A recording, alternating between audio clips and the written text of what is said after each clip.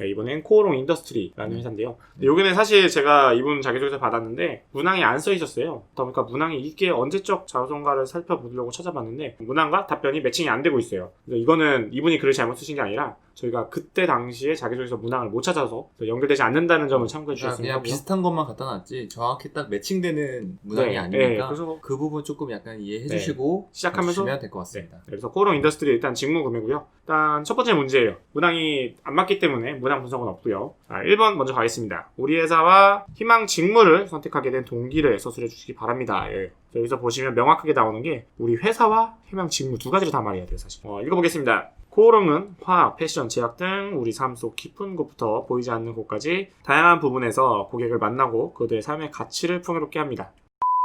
종근당에 있는 자소서 그대로 가져오신 거예요. 그리고 첫 번째 문단만 따온 거죠. 그래서 제가 이거를 말씀드리고자 하고 이렇게 두 가지 자소서를 가져온 이유는 이거예요. 그러니까 이분이 애초에 자기소개서를 만들어 놓고 회사마다 붙여놓다 보니까 발생하는 실수예요. 이 회사만의 어떠한 색이 안 나오고요. 그러니까 본인이 자기소개서를 계속 쓰면서 발전을 해가야 되거든요. 이렇게 따오게 되면은 발전이란 게 없어요. 왜냐면 본인이 이 직무에 대해 다시 한번 생각을 해보고 좋은 글을 쓸 수 있는 기회 자체를 저는 놓치게 된다고 생각을 하는 거예요. 어떠한 자기소개서에서 소재는 가져오되 글을 그대로 복붙하는 일은 없었으면 좋겠어요. 사실 그렇게 되게 많이 하고 있잖아요. 네. 구매, 뭐 영업 업무 이런 거에 대해서 공채 시즌 열리기 전에 내가 써놓고 네. 나중에 가서 이렇게 코오롱 살짝 조사한 다음에 그렇죠. 앞에다가 살짝 집어넣고 네. 나머지 내용을 넣는 경우가 굉장히 많은데 사실 회사와 직무에 대한 내 얘기가 들어가려면은 그렇죠. 다시 쓰는 게 맞긴 그렇죠. 해요. 사실. 네. 그래야 문장 곳곳에 이 회사 또는 이 직무를 선택한 이유가 한 번씩이라도 더 나오게 되어 있고 그렇죠. 이 회사만의 정확한 커스터마이징이 가능하게 하려면 다시 써야 된다. 그거를 말씀드리고 싶어서 이 자기소개서를 가져왔었고요. 여기서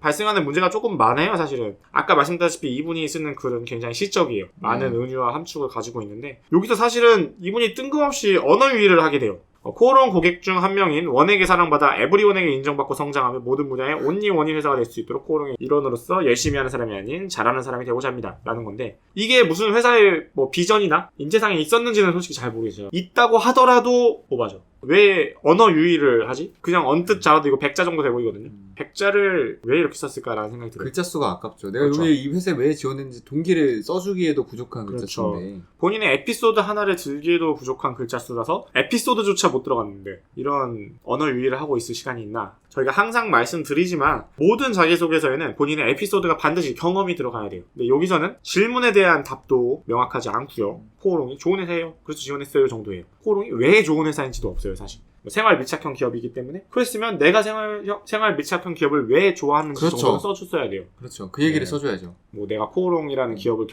겪으면서 좋아하게 됐던 이유라든지 어쨌든 여기서 고객을 만나고 삶의 가치를 풍요롭게 하는 거에서 나와의 연결 지점을 찾아야 되는데 전혀 없어요. 마찬가지로 희망 직무도 아까 했던 자기소개서에서 보여줬던 문제점을 그대로 보여주고 있고요. 동기가 명확하지 않다. 이것도 마찬가지로 종근당 자기소개서에서 말씀드렸던 답이 없는 자기소개서다. 답을 명확하게 보여주지도 않고 회사에서 그 회사가 뭐 예를 들어 뭐 배지 때문에 좋다 아니면 그렇죠. 뭐 생활 밀착한 기업에서 좋다 그러면은 그거 연관돼서 나는 왜 그게 좋은지 써줘야 그렇죠. 되는 것도 물론 맞고요. 두 번째로 내가 예를 들어 이 회사만의 이 산업만의 직무의 특성이 그렇죠. 있을 거예요. 네. 아까 얘기했던 것처럼 제약영업의 구매의 특성이 네. 있으면 여기서는 화학 뭐 회사의 네. 또 구매의 특징만이 또 따로 있을 그렇죠. 거고요. 아니면 그룹 사기 때문에 갖고 있는 그렇죠. 그런 특별성을 특징도 가져오든지. 있겠죠. 네. 그런 부분들을 좀 써줘서 그렇죠. 내가 그런 곳에서 어떻게 좀 성장하고 네. 싶은지 아니면 어떤 거를 잘하고 그렇죠. 싶은지. 사실 이분은 그냥 지원 동기를 쓰는 스킬이 없다라는 게 더 명확한 표현이고요. 사실 이거 저희가 이전에 했던 충 시리즈 거기서 말씀드렸다시피 본인이 생활 밀착형 기업이면 사실 나는 생활 밀착형 기업 모두가 아는 기업에 들어가고 싶다. 차라리 그냥 배지 달고 싶다라고 하면서 그냥 이 회사의 자부심에 그냥 건배 한번 하는 것도 나쁘지 않다고 생각을 해요. 정 쓸 게 없다면 난 누구나 아는 기업을 가고 싶었어 라고 사실적으로 얘기하는 게 오히려 좋지 않았을까. 그 와중에 구매 업무를 해봤기 때문에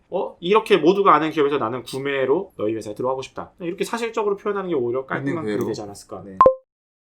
2번이에요. 2번은 사실은 입사 후 업무를 잘 수행할 수 있도록 준비한 나의 역량이 무엇이며 이렇게 돼 있는데 사실 제가 이 자기소개서를 읽었을 때 문항은 이게 아니었던 것 같아요. 사실 이 자기소개서의 원래 문항은 성격의 장단점을 물어보는 거였을 거라고 생각을 해요. 일단 시작을 하면 저의 장점은 잘 도와주기입니다. 저는 다른 사람을 도와주는 데 있어 열심히가 아닌 잘 도왔습니다. 대학교 근로학생으로 일했을 당시 교수님들은 요청한 업무를 빠르고 정확하게 처리하는 제 첫 번째 문제점을 지적하는 건 이 작은 문장 뭐 600자 문장 안에서 2개로 끊었으니까 300자에 들어가야 되는 장점 중에서 에피소드를 2개를 표현을 하려고 하고 있어요. 대학교에서 근로학생으로 일했을 당시라는 게 있고요. 두 번째로는 전회사가 있어요. 이게 문제점이 뭐냐면 글자 수가 작은데 2가지 이야기를 끌어넣으려다 보니까 이렇게 한 문장으로 나 근로학생 했었어, 나 전회사에서 구매팀에 있었어, 끝이에요. 에피소드 경험이라는 게 정확하게 드러나지 않는다는 거예요. 차라리 하나의 걸로 해서 예를 들면 뭐 국책사업을 연구를 도왔으면 어떠한 업무를 했는데 그 업무를 제가 빠르게 수행해서 뭐 시간 내에 제출할 수 있었다거나 차라리 에피소드를 정확하게 얘기해주는 게 낫지 않았을까라고 저는 생각이 들어요. 사실은 국책연구사업 연구원이 조금 더 임팩트가 있는 스펙이잖아요. 그렇다면 이게 먼저 나왔어야죠. 글의 구조에서도 저는 뭐 대학교 당시 교수님의 국책연구사업의 연구원으로 일한 적이 있습니다. 대학생 근로학생으로 있었을 당시 어떠한 것 때문에 제가 발탁이 되었습니다 라고 하면서 오히려 이유로서 썼으면 더 좋았을 것 같은데 글의 순서가 잘못됨으로써 얘는 대학생 근로학생이라는 이미지가 먼저 박혀요. 근데 실제로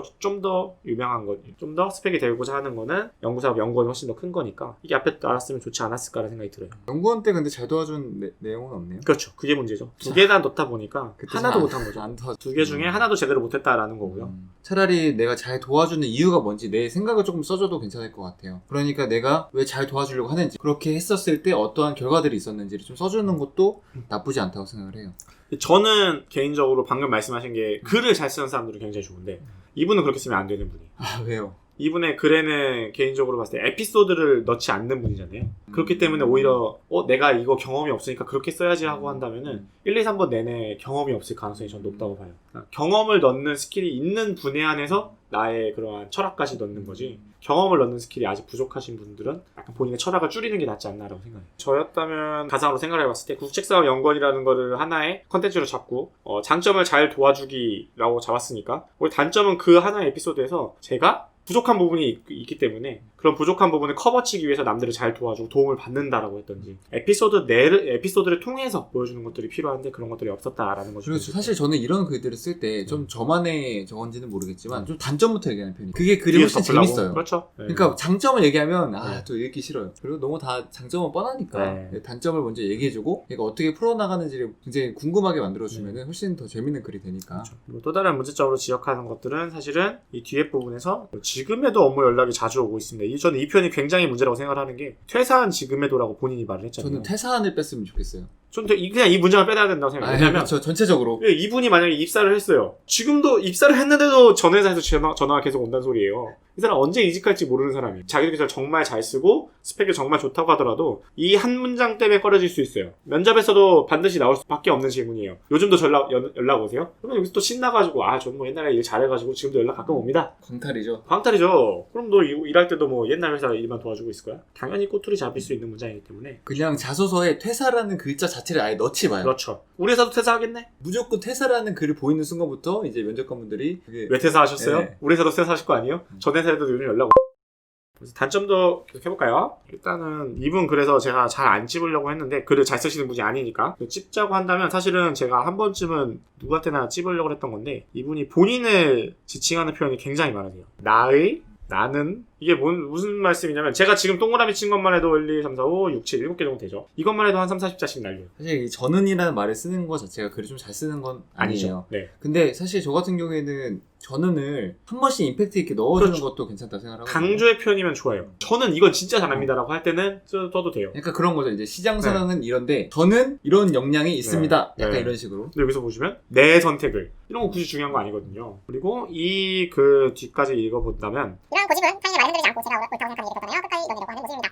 단점을 쓴 거야? 고집이죠, 고집. 근데 이 고집을 나의 단점은 고집인데 이 고집이 사실 좀 좋은 거야. 그러니까 사실 그렇게 치면 저는 아예 이 글을 고치고 싶은 게 처음부터 내 단점은 고집을 얘기하고 사실 구매 프로세스에서 그렇죠. 필요한 고집들이 있을 거 아니에요? 아예 그 얘기를 해주고 내 직무 경험을 넣어주고 그렇죠. 이렇게 해서 글을 마무리했을 것 같은데요. 사실은 이 글 전체에서 가장 큰 문제점은 업무든 회사든 산업이든 어떠한 연결점이란 게 없어요. 우리 무슨 소개팅 자리에서 장점이 보세요? 단점이 보세요? 거의 이 정도 수준이에요. 그래서 이런 것들이 보고서로서의 역할을 할 수 있는가에 대한 근본적인 문제점이 있고요. 그리고 두 번째 같은 경우는 너무나 본인 가정의 이야기잖아요. 가정의 이야기라는 거는 저는 안 쓰는 게 좋다고 생각하는 맞습니다. 이유가 뭐냐면 가정의 이야기를 욕할 수 없어요. 보는 입장에서 또는 면접관이 봤을 때 가정에서 막내로 자라서 이렇대요. 뭐라 그래요?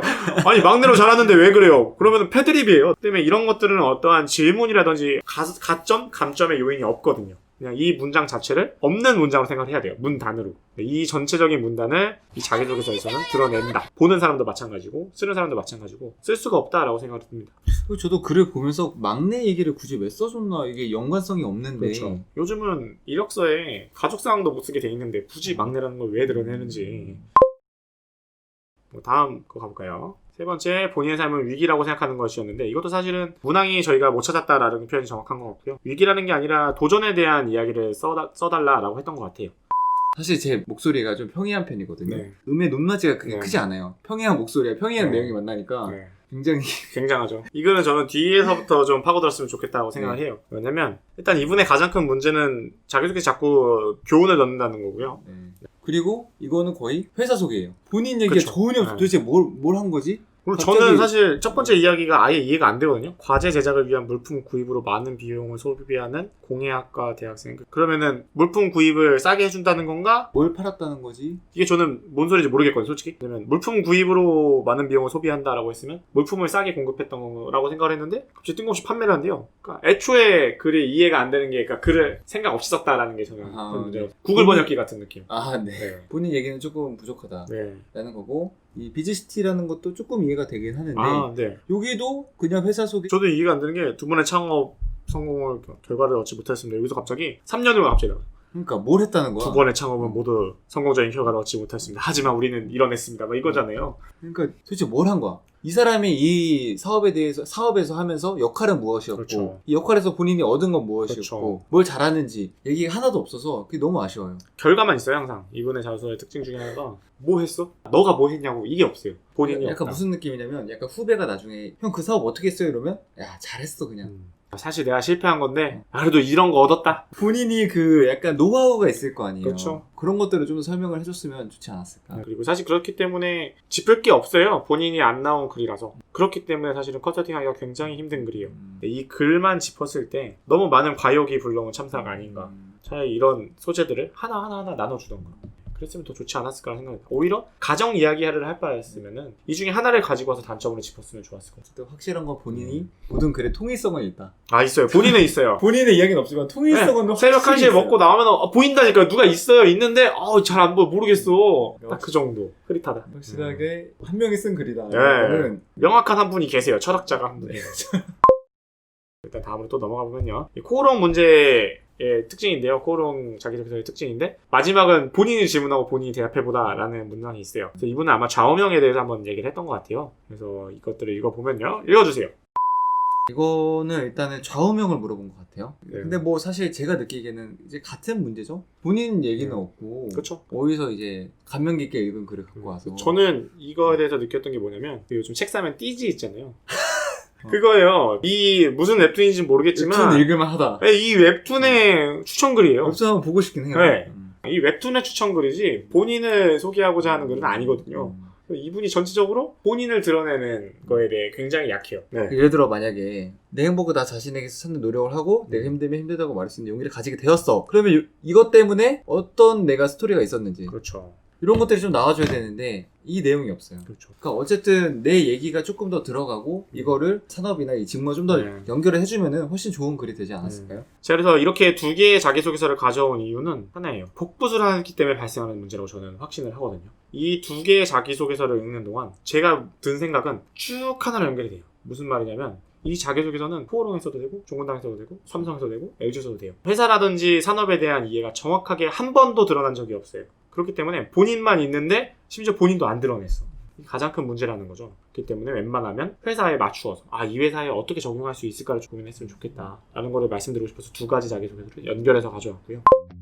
이 자기소개서에서 종합적인 문제점을 하나씩 찍어보자고 하면 첫 번째로 짚을 것은 문항에 대한 답이 없다. 정답을 제시하지 않는다. 두 번째는 회사나 산업에 대한 이해가 없다. 이거는 무슨 말이냐면 복붙한 자기소개서라는 게 티가 많이 난다. 세 번째로는 자기 얘기가 없다. 그렇죠. 경험 에피소드가 없다. 이건 반드시 들어가야 되는 건데도 불구하고 하나의 문항에 반드시 한 개의 경험은 들어가야 되거든요. 최소 한 개? 이런 게 적다라는 거고요. 또 이제 짚어야 될 거는 문장이 너무 길다. 문장이 너무 네, 이거는 이제 가독성의 문제가 나올 건데 사족이 많다.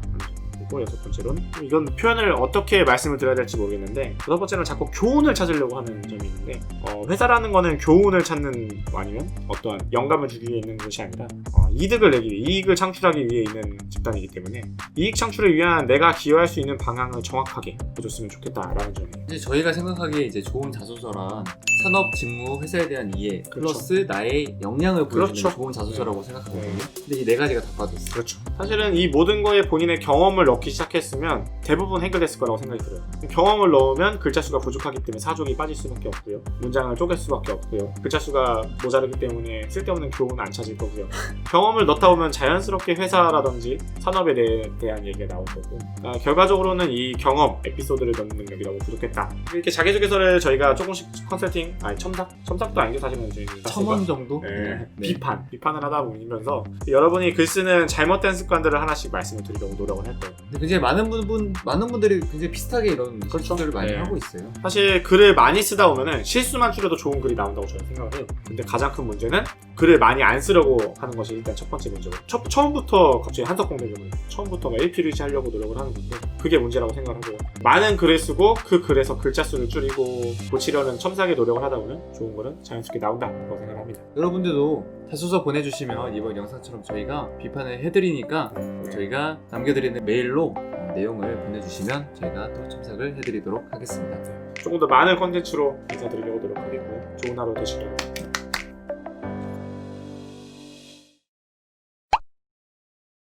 네, 선생님, 저희가 하신 거 보셨어요? 아주 잘 봤습니다. 도움은 되는 것 같아요? 도움 되는 것 같은데요? 이게 뭔가 이게 도와주는 사람이 없잖아, 쓰다가. 네. 근데 이제 내 거를 누군가 보면서 얘기하니까 이렇게 쓰면 안 되겠다는 게 딱 느껴졌지.